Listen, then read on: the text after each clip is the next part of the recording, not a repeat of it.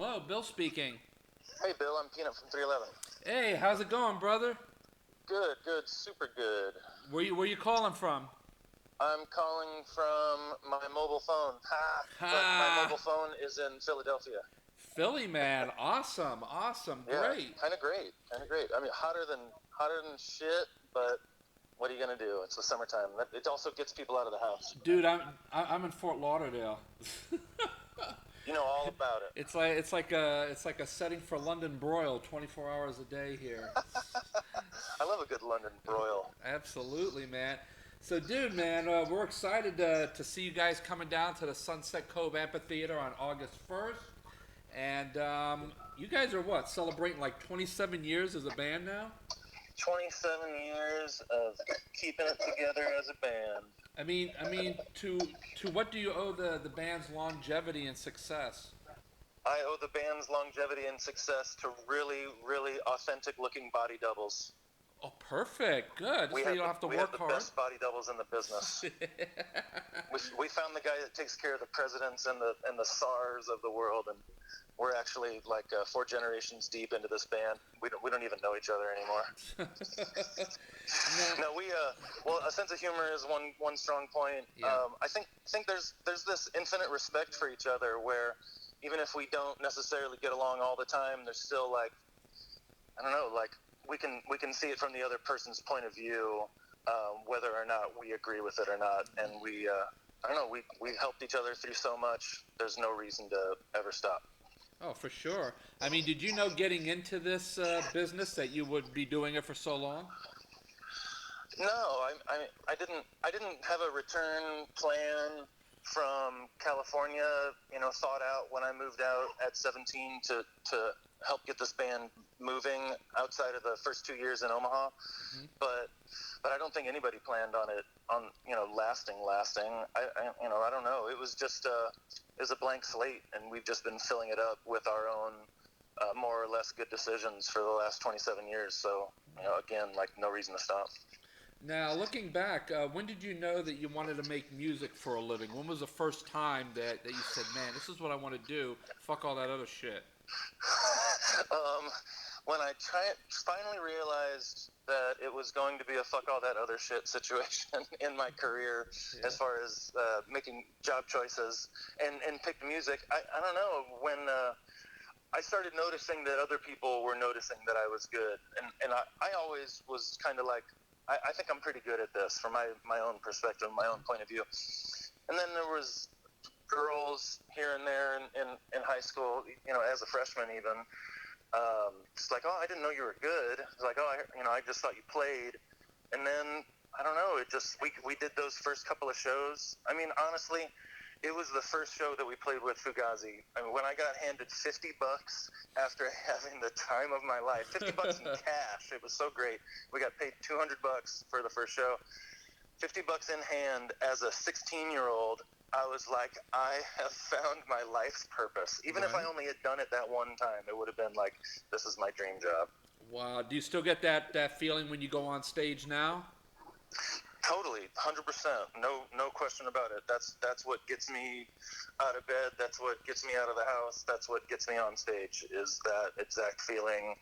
And what's great is you're not in control of it. You can think you're in control of it, Yeah. and it's different every night. That's what makes it interesting. You don't know how you're going to perform. You don't know if the equipment's going to break. You don't know if it's going to rain.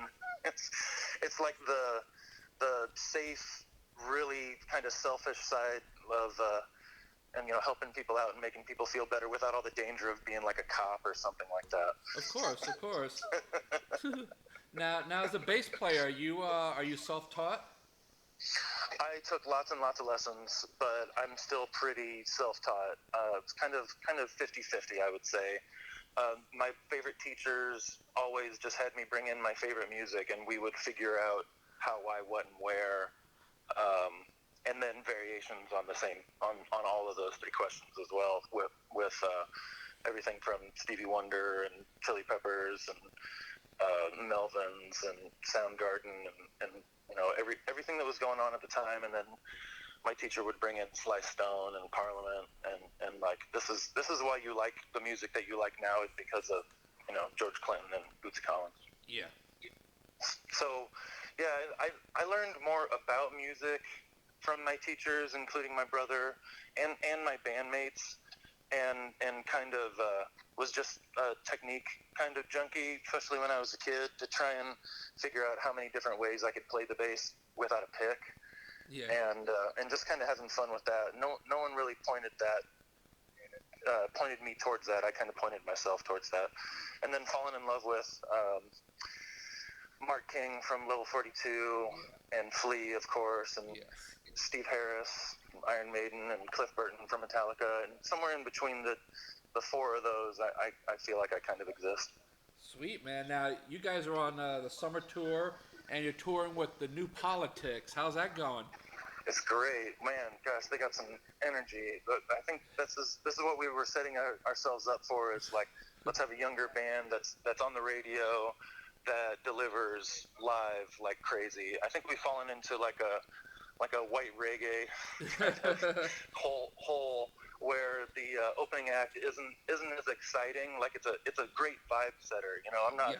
I'm not knocking it at all. It's just, I don't know. We're more of a rock band, so it's fun to have a rock band open up for us again. No doubt, and I mean, you guys have amassed such a large catalog in the 27 years. How do you go about choosing a set list?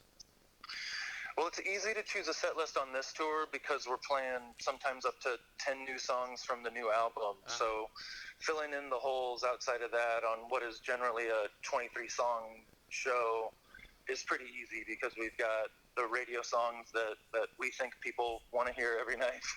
And then the few extras that are just fun for the diehards that have seen like 50 shows. And then a bunch of new stuff. And what's cool about the new stuff is it's really good this time around. People are super excited about it, and we're having a shit ton of fun playing it live. Man, I can't wait to see you guys again. The last time you were here, friends of mine from California opened up for you, the Expendables. Yes, love the Expendables. What great guys. Thoroughly enjoyed that show because after their set and before you guys came on, we all hit the car in the parking lot and we just Nice. smoked up Classic. a storm. Then we came back for your guys' set and it was just the best freaking shit ever, man. That's the service we offer. If if you resonate with what we do and you put the effort into coming and seeing a show, probably going to have one of the better nights of your summer. I can more or less guarantee that. Unless something shitty gets in the way, that's always a factor. You never know. Yeah, you never know. But even then, with add time to that, probably still going to be a great night. I got a flat tire on the way to the 311 show. I only saw the last 3 songs. I had the best night of my life. Exactly. See, I've heard that story. Yeah, that's awesome.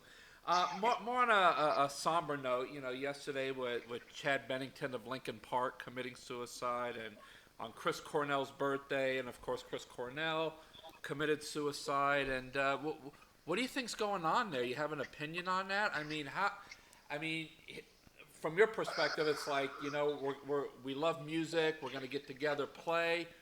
We hit it. We get a record deal. We got the fame now, the money, and of course the responsibility and the touring and writing and the pressure of putting out a new album to top the last one. But is it all that? I mean, I don't know. I mean, maybe I can handle more shit than anybody else, and just kind of push through things, But do you think it's them personally, or is it the business at their end? It's maybe too much for them to handle.